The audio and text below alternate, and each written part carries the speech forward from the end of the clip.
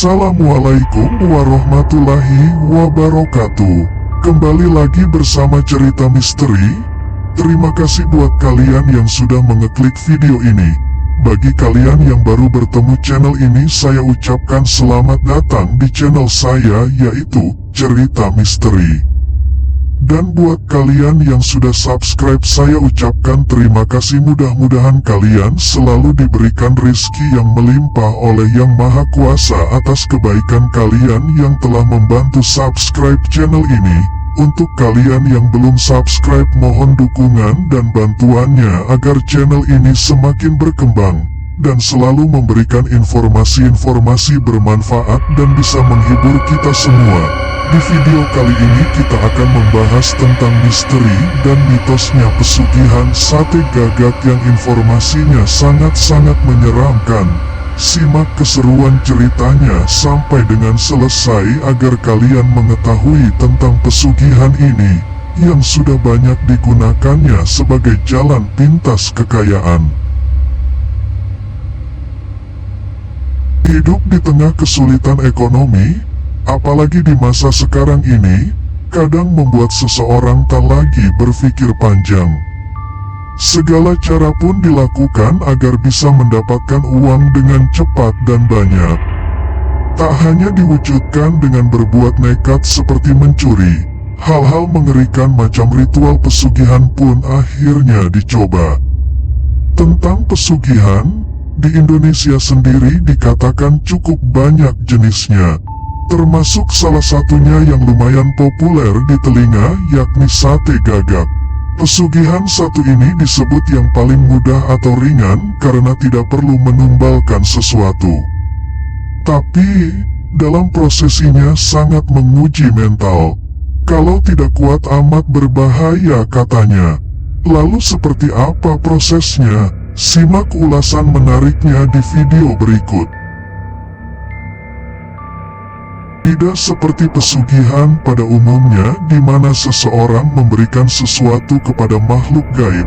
Lelaku satu ini sifatnya transaksional. Jadi, orang yang menjalankan ritual ini menjual sesuatu kepada si makhluk gaib. Barang dagangannya sendiri tentu saja si sate gagak. Nantinya dari pihak penjual akan menyebut harga yang harus dibayar si pembeli. Pesugihan sate gagak hingga hari ini masih banyak diyakini sebagian orang secara sembunyi-sembunyi, khusus di sekitar pesisir pantai selatan Jawa. Meskipun pesugihan ini bisa dilakukan di mana saja dengan catatan tempat tersebut adalah tempat di mana sarang makhluk halus tersebut tinggal, yaitu yang paling penting adalah sosok genderuwo. Secara teknis, pesugihan sate burung gagak adalah menjual sate burung gagak kepada makhluk halus berwujud genderuwo. Yang menjadi pertanyaan, kenapa harus sosok genderuwo padahal masih banyak lagi bangsa halus lain? Karena makhluk inilah yang nantinya akan membeli sate tersebut dan berani membayar dengan jumlah uang yang cukup besar demi mendapatkan satu tusuk sate burung gagak tersebut. Orang yang berani menjalani ritual sesat ini akan mempersiapkan semua persyaratannya yang telah ditentukan oleh sang dukun. Di antaranya burung gagak yang masih hidup, arang beserta tungku pembakaran untuk membakar gagak tersebut, air panas, pisau tusukan sate, dupa atau kemenyan, bisa juga digantikan dengan minyak mistik tergantung permintaan sang dukun tersebut. Dan tentunya tidak lupa juga tempat atau kotak besar yang nantinya dijadikan tempat wadah uang. Para pelaku pemuja atau ritual sesat tersebut jika bersedia dan bisa memenuhi persyaratan, maka pelaku diminta datang ke pantai Pandan Simo sekitar pukul 23. Sesampai di tepi pantai, para pencari pesugihan mempersiapkan segalanya, dari menyembelih burung dan dibersihkan bulu-bulu burung tersebut hingga ditusukkan daging gagak ke tusukan sate satu persatu. Setelah itu pembakaran dimulai dan tercium bau sate ke wilayah area tersebut. Dan disitulah para pelaku pesugihan diuji karena akan banyak melihat sosok-sosok dedemit yang akan mendekati untuk meminta sate. Jika pelaku mengucapkan ayat-ayat Al-Quran atau doa dan meminta perlindungan kepada Tuhan Yang Maha Kuasa, maka ritual tersebut akan gagal total dan tidak berjalan sebagaimana mestinya. Sebelum kawanan genderuwo datang mendekat, akan banyak sosok-sosok yang akan datang terlebih dahulu untuk menguji mental para pelaku pesugihan tersebut apakah ia mampu melewati rintangannya atau tidak.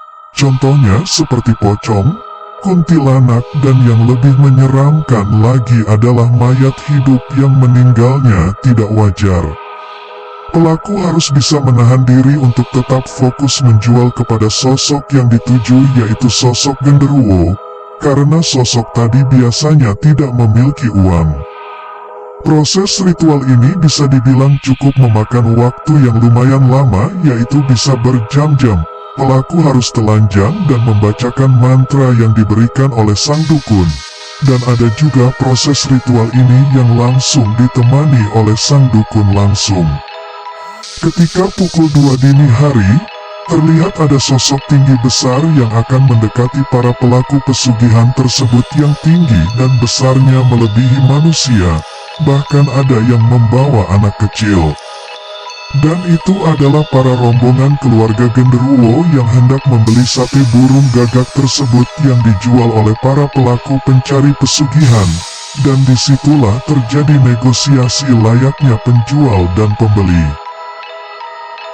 Mantra-mantra yang dibacakan adalah untuk pagar atau benteng agar para genderuwo tidak bisa merebut sate gagak tersebut.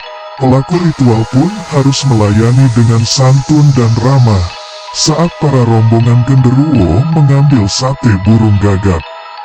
Sate burung gagak tersebut nilai jualnya yang sangat tidak masuk akal dan tidak seperti sate-sate pada umumnya, yaitu dibanderol dengan harga yang sangat fantastis yang tidak mungkin manusia berani membelinya, yaitu kisaran di harga 100 juta rupiah lebih atau ratusan juta. Banyak orang berpendapat dan bilang bahwa pesugihan sate burung gagak ini tidak menggunakan tumbal persembahan nyawa di awal ataupun tumbal keluarga, seperti anak, orang terdekat, atau orang yang dibenci. Namun tetap perbuatan ini dikatakan sesat dan menyalahi aturan agama. Ritual pembakaran sate burung gagak ini juga bisa digunakan untuk salah satunya adalah meminta sarung ataupun bulu genderuwo tersebut. Untuk sarung yang diminta bisa membuat manusia hilang dari pandangan manusia lain. Dan untuk bulu genderuwo bisa digunakan untuk media pelet atau ilmu pelet yang disebut bulu perindu. Tidak ada tumbal yang diperlukan dalam proses pesugihan satu ini. Hanya modal sate gagak dan perintilan-perintilan lain. Walaupun begitu, ternyata pernah ada cerita jika seseorang yang sudah sekali menjajakan sate gagak selamanya takkan bisa lepas dari si genderuwo. Si makhluk tersebut akan terus mendatangi si pelaku, entah di malam hari atau dalam mimpi.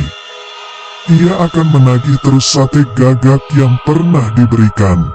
Untuk pesugihan ini memang tidak menggunakan tumbal apapun, melainkan adalah menumbalkan dirinya sendiri. Jangan mengira suatu pesugihan tidak ada yang tidak menggunakan tumbal.